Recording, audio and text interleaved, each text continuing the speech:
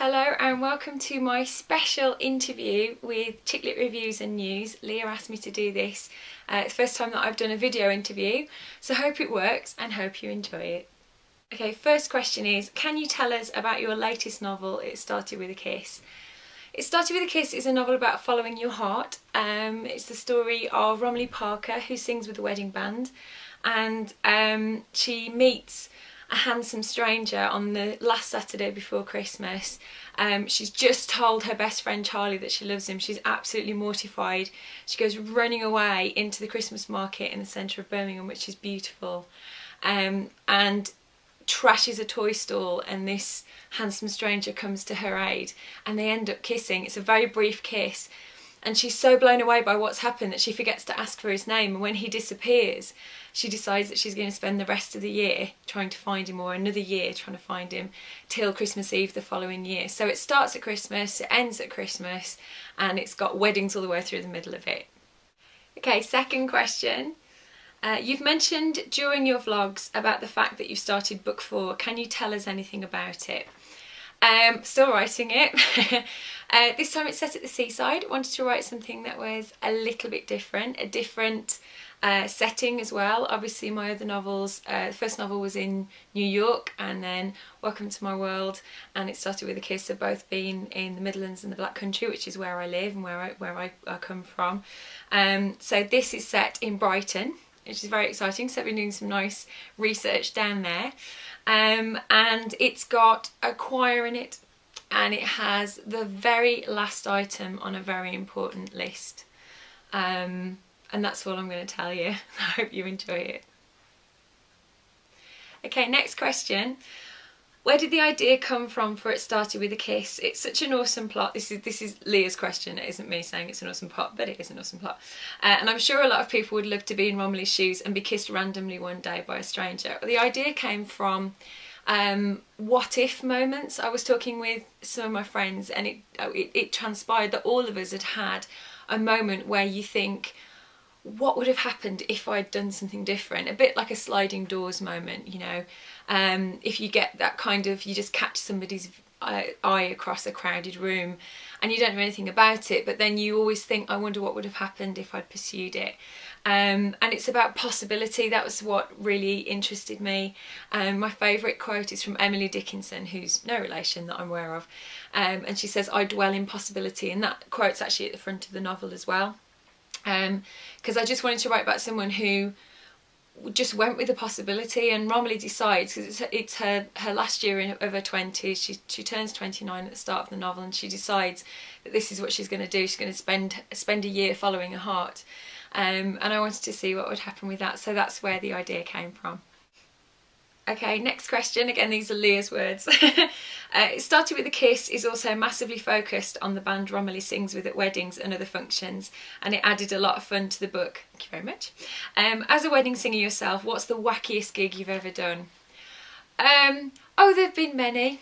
I once did a gig, not with the wedding band that I sing with, but we kind of all go and dep for other musicians in other bands.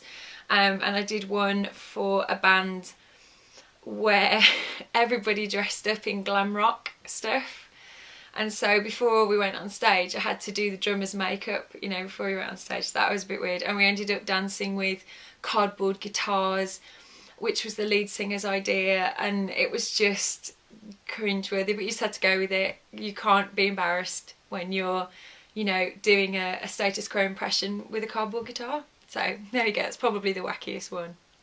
Okay, next question. As you know, this is Leah again, I figured I had It Started With a Kiss figured out for its ending, but it wasn't what I expected. It was surprising.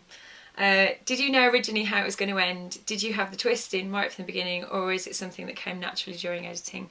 I always knew. One thing that has come up in sort of not so nice reviews about my books over the last 2 years is that people think they're predictable, and while I think that some predictability is a good thing, I wanted to just, you know, throw a few curveballs in there, so it might not be what you're expecting, but I hope that I've pulled it off. I think I certainly fooled Leah. I think I got lots of sort of amazed tweets from her when she was reading the book, which was very exciting, and actually it meant the world to me that she was sort of really into it. So yeah, I kind of always knew. Next question.